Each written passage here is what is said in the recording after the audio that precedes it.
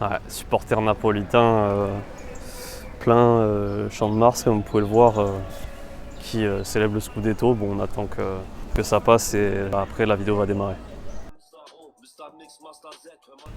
Et voilà. Bonjour à tous, j'espère que vous allez bien. Là, tout à l'heure, durant ma séance aux anneaux, j'ai croisé la route d'un jeune de 18 ans qui venait de rentrer à l'armée visiblement. Et il cherchait à progresser en traction et en dips de manière fulgurante, à la vitesse de la lumière comme on dit. Sauf qu'il n'avait pas les bases. Vu qu'il avait 7-8 ans de moins que moi, qu'à son âge j'étais un peu pareil que lui, vous voyez. Que je cherchais à griller les étapes, mais pour autant sans forcément bosser plus que ça. Et je me dis finalement que tant qu'on n'a pas fait cette démarche donc de remettre à zéro toutes ses ambitions, ou alors on va dire autrement de lâcher prise pour ensuite justement revoir tout ce qu'on peut remettre en cause et améliorer à l'avenir, on ne pourra pas progresser. Même pour ce garçon-là, à peine majeur, c'est le cas, mais c'est aussi également la même situation pour les adultes de 30, 40, 50 ans.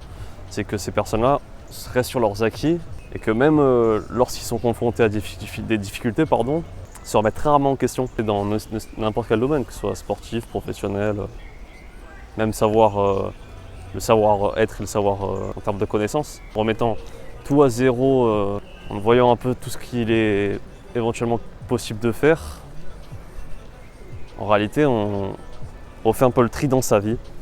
Et on arrive comme ça à savoir qu'est-ce qui est prioritaire ou pas par rapport à l'autre.